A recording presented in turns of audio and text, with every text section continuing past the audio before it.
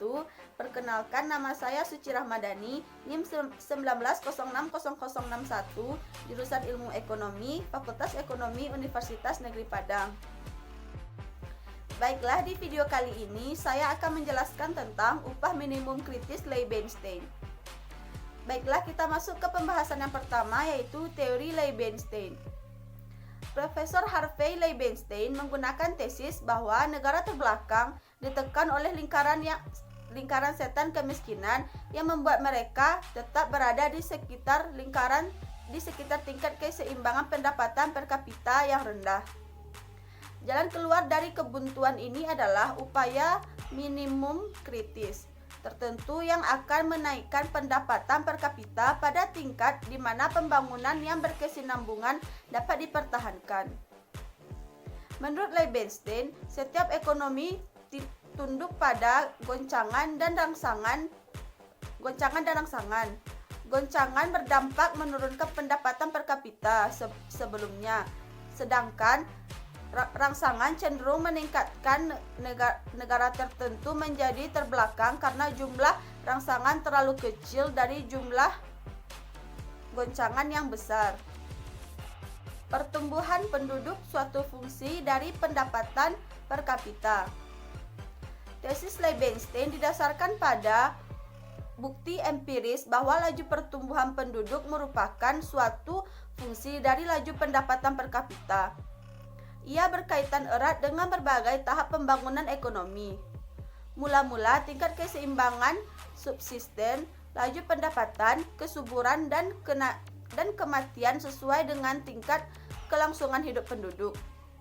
Jika pendapatan per kapita naik di atas posisi keseimbangan tersebut, maka tingkat mortalitas akan turun tanpa dibarengi penurunan tingkat kesuburan. Akibatnya, laju pertumbuhan penduduk meningkat. Namun ini hanya sampai titik tertentu. Melebihi titik ini, pendapatan per kapita akan menurunkan tingkat kesuburan, dan ketika pembangunan memperoleh momentum, laju pertumbuhan penduduk tersebut menurun. Menurut Leybenstein, laju pertumbuhan penduduk maksimum yang ditentukan secara biologis ada di antara 3 dan 4%. Dalam rangka mengatasi kekritisan penduduk, diperlukan usaha minimum kritis yang cukup besar.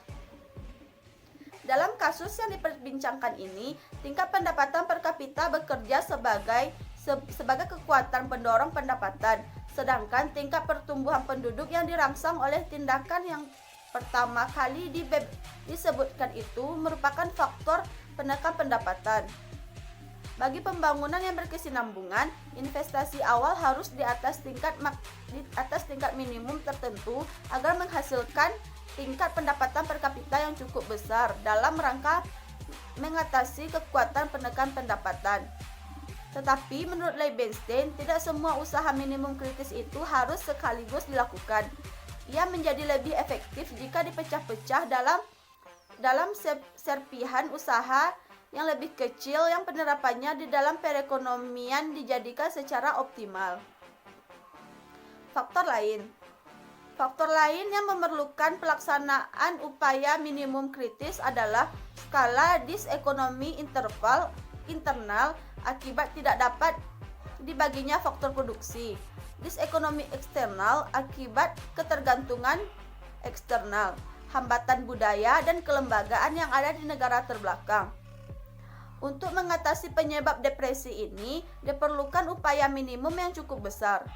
Upaya minimum kritis itu harus lebih besar di atas tingkat pendapatan subsisten agar roda pembangunan ekonomi yang berkesinambungan dapat bergerak. Agen pertumbuhan.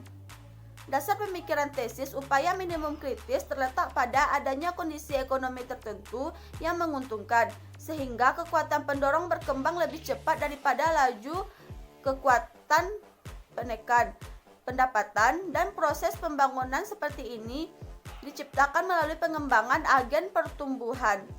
Agen-agen tersebut merupakan kuantum kapasitas yang terkandung di dalam anggota masyarakat untuk melakukan kegiatan-kegiatan yang membantu pertumbuhan. Agen pertumbuhan yang khas adalah pengusaha, investor, penabung, dan pembaharu. Rangsangan. Menurut Leybenstein, Apakah agen pertumbuhan itu berkembang atau tidak akan tergantung pada hasil yang diharapkan dari kegiatan seperti itu. Hasil aktualnya daripada rangsangan untuk pengembangan atau penyusutan selanjutnya yang timbul melalui interaksi antara harapan, kegiatan, dan hasil.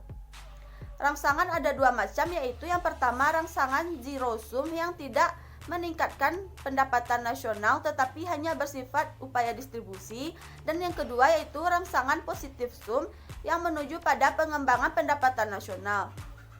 Tampaknya hanya tipe kegiatan positif sum tersebut yang menghasilkan pembangunan ekonomi.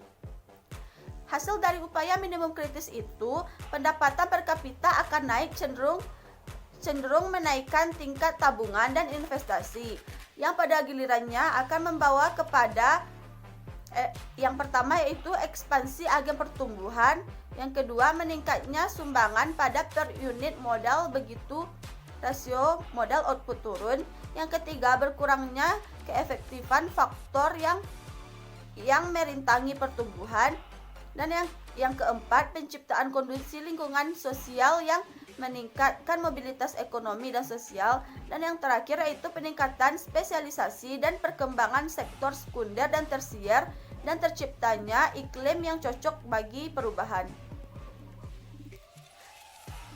Proyeksi Leibenstein juga mengasumsikan besarnya upaya minimum kritis dengan suatu permulaan penduduk 1 juta. Perhitungannya mengenai tingkat kesuburan dan tingkat kematian didasarkan pada harapan lamanya orang hidup dan dikaitkan dengan keadaan sebenarnya di negara terbelakang. Baiklah, kita masuk ke pembahasan yang terakhir, yaitu penilaian kritis. Di dalam kata pengantar bukunya, Leibenstein menulis bahwa tujuannya adalah memberikan penjelasan atau pemahaman dan bukan memberikan resep.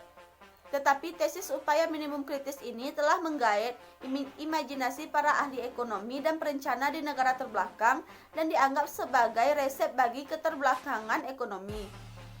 Tesis Leibenstein lebih realistis. Upaya minimum kritis dapat dijadikan secara tepat dan dapat dipecah-pecah ke dalam serentetan upaya yang lebih kecil guna meletakkan ekonomi pada jalur pembangunan yang berkesinambungan. Tetapi teori ini mengandung beberapa kelemahan. Yang pertama yaitu laju pertumbuhan penduduk berkaitan dengan kematian. Teori ini diasumsikan pada laju pertumbuhan penduduk adalah fungsi yang semakin meningkat dari tingkat pendapatan per kapita sampai ke suatu titik. Tetapi melewati titik itu, ia merupakan fungsi yang semakin menurun dari yang disebut belakangan. Tetapi proses pertama tersebut berkaitan dengan penurunan tingkat kesuburan akibat kemajuan di bidang ilmu kedokteran dan perbaikan usaha kesehatan masyarakat di negara terbelakang, dan bukan dengan kenaikan tingkat pendapatan per kapita. Kelemahan yang kedua yaitu penurunan tingkat kelahiran bukan di cerminan kenaikan pendapatan per kapita. Penurunan tingkat kelahiran bukan dikarenakan kenaikan pendapatan per kapita pada tingkat minimum kritis yang melampaui laju pertumbuhan penduduk sebagaimana dikatakan Leibenstein. Kelemahan yang ketiga yaitu mengabaikan usaha pemerintah untuk menurunkan tingkat kelahiran. Leibenstein mengabaikan tindakan pemerintah dalam menurunkan tingkat kesuburan. Selanjutnya, kelemahan yang keempat yaitu tingkat pertumbuhan lebih tinggi daripada 3% tidak menyebabkan lepas landas. Ada kemungkinan dijumpai kasus di mana kegagalan lepas landas terjadi pada saat suatu negara berhasil menaikkan rasio tabungan dan investasinya di atas 10-12% dan menaikkan tingkat pertumbuhan pendapatan totalnya di atas tingkat 2%, tetapi setelah itu kembali kepada laju pertumbuhan yang lebih rendah dan stagnasi. Kelemahan yang kelima yaitu mengabaikan unsur waktu. Teori ini luput memperhatikan unsur waktu yang diperlukan bagi upaya berkesinambungan pada saat masa perubahan fundamental struktur produktif dan kelembagaan seharusnya terjadi untuk menjamin berhasilnya lepas landas. Dan kelemahan yang keenam yaitu dapat diterapkan pada ekonomi tertutup. Teori Liebenstein tidak dapat menjelaskan secara tegas pengaruh modal asing dan kekuasaan eksternal lainnya pada tingkat pendapatan, tabungan, dan investasi di negara terbelakang. Baiklah, sekian dulu video dari saya. Mohon maaf jika ada kesalahan. Semoga bermanfaat ya. Wassalamualaikum warahmatullahi wabarakatuh.